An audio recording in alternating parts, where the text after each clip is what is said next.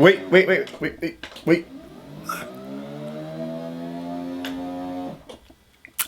There we go. As you can see, the motorized standing desk is here. In fact, let's actually lower it a little bit more. There we go. I got one more for the table back here for my editing setup. This took like all day to build. I haven't finished it yet. But now that we finally have the standing setup, rest assured the studio tour will be soon. But we're gonna get into some stream psychology today, which is always scary because you really get into some subjective areas, you know? Different people are attracted to different types of streamers, and that's okay. That this video isn't to say that one type of streamer is better than another, but there are certain characteristics that separate big streamers from little streamers, and over my years of being a content creator, I have painstakingly learned what those differences are and worked really hard to apply those into my own practices. And now I'm here to help apply them to yours as well. It's self-reflection time. Oh, my elbow just slid off the armrest and it drove a giant spike through my back. Figuratively, of course. So it's important that you recognize that in order for me to make a video like this, I have to shell out a handful of blanket statements. And then depending on what kind of streamer you want to be, some of these will apply more and some of these will apply less to you. Use your noodle a little bit with this one. Use your noodle with all my videos. Don't ever take anything I say as gospel, by the way. You know, maybe just rattle it around the old cerebellum and see what makes sense. Welcome back to the Alpha Gaming channel. My name is Harris Heller. I am your stream doctor, and today we're going to be taking a look at some of the fundamental differences that might be holding your stream back from growing. By the way, if you haven't heard yet, I will be hosting the Streamer Bootcamp during DreamHack Dallas this year, during the weekend of May 31st through June 2nd. I'm super excited about it. I'm excited to do some of the stuff that we do in these videos and on stream, but we're gonna do it in person, and I'm really excited to meet some of you guys. I know some of the guys in my stream have told me they're gonna be there, and like, I haven't met anyone in person from the stream yet, and so I'm really pumped about this. If you haven't picked up your tickets yet, make sure you hit the link in the description. It'll take you right there, and I'll see you in Dallas. Also, next to that link, there's a link to my Twitch channel. I stream every Monday, Wednesday, Friday, sometimes Saturday mornings, so feel free to pop on in. Anyway, let's get moving. The first thing I want to talk about on this list, and don't expect this list to be anything like any other list where we talk about starting a schedule and turning on your lights and all like the bare bones, like this is how to make a stream look good. The first thing on this list will kind of set the tone for the whole thing, and it's a prime example of why YouTubers can't really seem to make the transition over to Twitch. One of the biggest things I've noticed in personality style that keeps people from growing on Twitch, and even keeps big YouTubers from being able to transition their audience over to Twitch, is it seems like sometimes people try too hard to be influencers. And let me break down what that means. On every other social media platform, there's a one-way stream of information. It is video content coming from the creator and flowing to the viewer's phone. Whether that's someone scrolling their Instagram feed, someone watching a 10-minute YouTube video. I'm making the content right now, and in a couple hours, maybe a couple days, you will watch it. It is a one-way street. And when you do that kind of stuff, when you're condensing an idea into 10 minutes and you're trying to make it as entertaining as possible, you have to put on a little bit more personality. If you've been in my streams, you know I'm a little more energetic in this video than I am on Twitch. Everybody is. I mean, even when big streamers take their clips and put them on YouTube, they cut out all the blank space to keep the energy level higher. You have to do that in short form content, in 10-minute videos or 2-minute Twitter videos. I've seen people do this not only just in segments of their Twitch content, but also when they're trying to get people to their Twitch content and they post a short video talking about their Twitch channel, or they are just tweeting in general.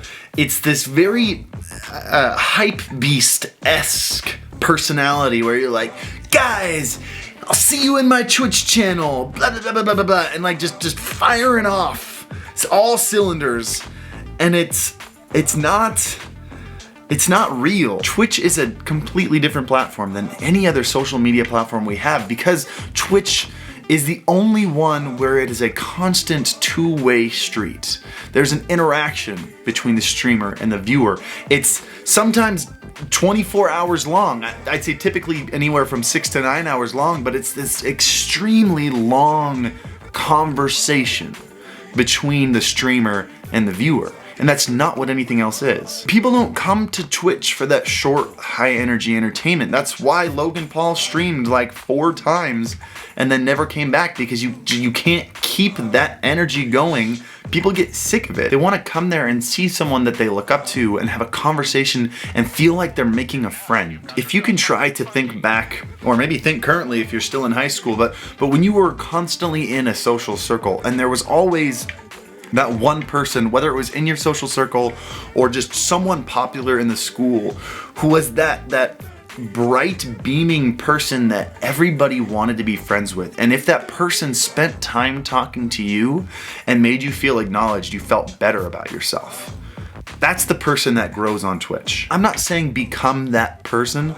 I'm just saying incorporate some of those attributes into your own personality. I know this first one's really ambiguous and it's not like a do this to grow, but that's why Twitch is so hard to grow, because you have to be a certain kind of person. And I don't mean you have to be born a certain kind of person, but you have to be that person that people want to spend time with.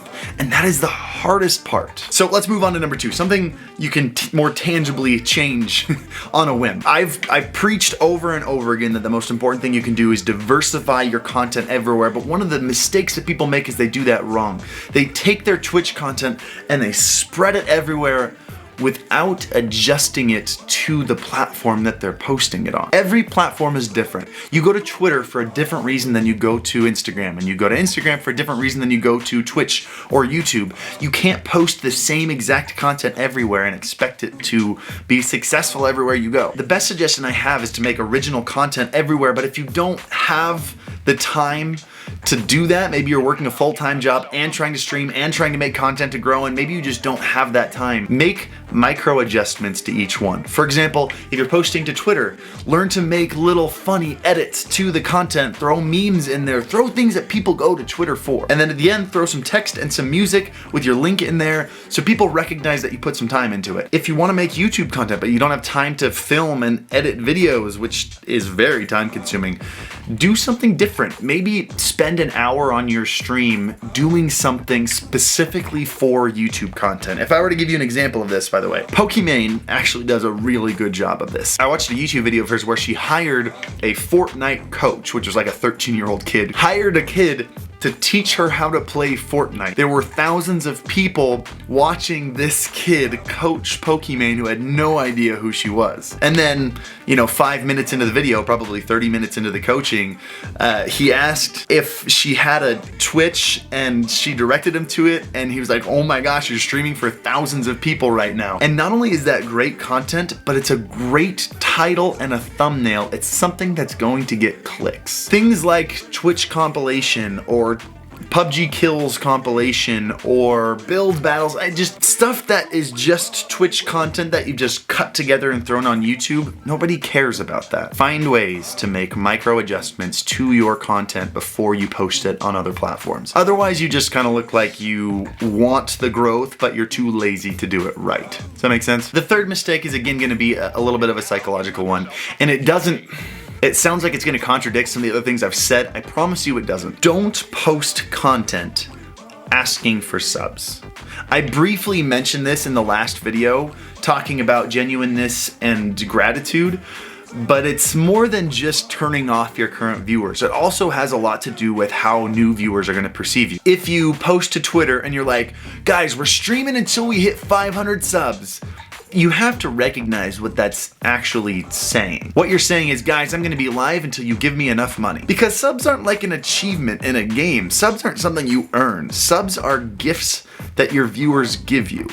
And so if your viewers are looking at this tweet thinking, well, he's going live until I give him enough money, that's not going to incline people to subscribe. I remember in middle school, a kid invited me to his birthday party and was like, hey, I want the blue and green Magic. I never played Magic the Gathering, but he wanted me to bring him the blue and green deck, and he assigned every single kid who's coming to his party a different deck because he wanted to complete the set. And you might think, well, that kind of makes sense. If everyone's going to be going there giving you a gift, you might as well ask them for a gift you want.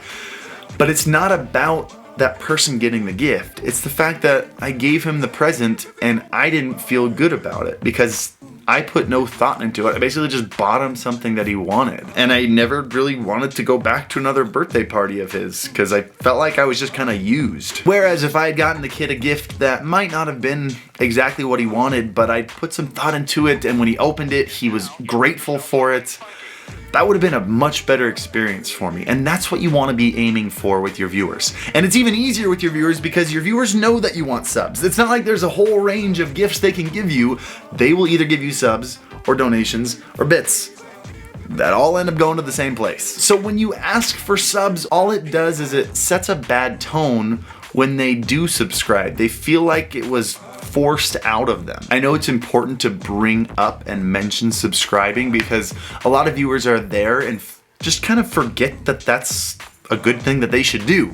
And a reminder is kind of a nice thing, kind of like when I remind you guys to subscribe and hit the like button.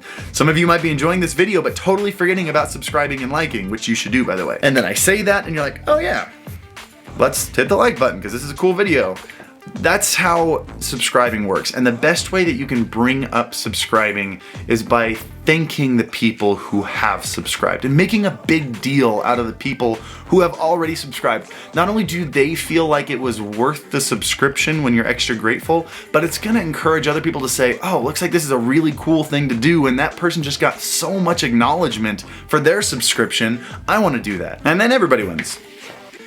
Number 4, you're probably streaming too much. I bring this one up a lot, so I'm gonna make it quick, but I see a lot of small streamers going live for at least 9 hours a day. Don't do that. That is a giant waste of time. You should be spending that time making YouTube videos, making Twitter content, making stuff to bring an audience to your Twitch channel. When I finally started growing on Twitch, I had pulled back my streaming. I used to stream for 5 days a week for about 6 hours a day. I pulled it back to 3 days a week, Monday, Wednesday, Friday, only about 4 hours a night. That gave me so much extra time to make these YouTube videos, and that made all the difference in the world. Make streaming your destination. Reach new people with the content on more shareable platforms and bring them to your Twitch channel and make that the end goal. That's how you grow. And the last one is something that everybody, including myself, has been very guilty of at some point in my life. Everybody wants sponsors. Everybody wants free stuff. And we've all watched the videos of like medium-sized content creators who are like, yeah, I send 100 emails a week and then I get 1 to 10 brand deals a week from it. And I tell you not to do this for 2 main reasons. When you're small, like streaming for 10 to 15 people, and you reach out to these companies, you are almost guaranteed to get a no because they're hardly going to get anything from you. And if they do give you a yes, you are getting nothing in return. In fact, it might even hurt you more than it helps you. If a company you really like is ready to sponsor you, but they see that they've been getting free advertising out of your channel for the last year before you started growing, they're gonna keep trying to get free stuff out of you because they know you are willing to advertise their product for free. It doesn't set a good precedent, and I promise you, brands talk. Don't sell yourself for free. It's not worth it. But on top of that, the main reason you shouldn't do that is because it takes up so much brain space. If you are so focused on what companies you want to work with and what you have to offer and writing emails for these companies, you are not focusing on the important thing, which is your growth. I promise you, as someone coming from experience, if you focus on the content, you focus on your growth, focus on your brand, and becoming a sponsorable streamer, the companies will come to you. As someone who has worked with dozens of companies. I've worked with Apple, I've worked with Microsoft, I've worked with Coca-Cola, I've worked with Gap, I've worked with Nordstrom, I've worked with Chrysler, and so many more. And that's not a flex, by the way. That's just letting you know I have experience in this area. I reached out to 0 of them. I got the most sponsorships when I was reaching out to 0 sponsors, and I was focusing on my content. They will come to you. Keep that focus dialed in on the important thing that you have complete control over, your content. Look, if I were to try to bring this back full circle here and give you something to think about and to reflect on, recognize that this platform is less about entertainment and it's more about relationships. Think about the kind of people that you and I are. Think about the kind of people that come to Twitch. They are the gamers. They are the ones who had a hard time meeting new people. We are the ones that had a hard time making friends. We're the ones that when someone we look up to acknowledge us, it feels really good. And we're looking for that everywhere we go. That's why we type in chat rooms. That's why we subscribe, because this person that we enjoy watching, we want to feel acknowledged by them. I feel it. I know you feel it. Be that person. Be that person who lifts them up. Be that person who reaches out and says, hey, I see you there. I know you're there. You're a part of this community. That's what people come to Twitch for. And if you can learn to incorporate that into your personality, that's going to do more for your channel than any number of animations or alerts or scenes or transitions or anything your channel can do. And you might even lift up a couple people who are struggling without even knowing it. Twitch is really cool like that. But anyway, guys, I hope you found this interesting. I really hope it helped. I hope you can take something away from this video. And as always, happy streaming. Last one. Red, blue, and all three colors. All three colors. 10 seconds. Okay, what do I do? Okay, A, it connected to A. Red is connected to A. Cut it. B. Oh my gosh, I got one and hit the down button and I got it right. What, did we do it? Yeah, I did it. We had 2 seconds left.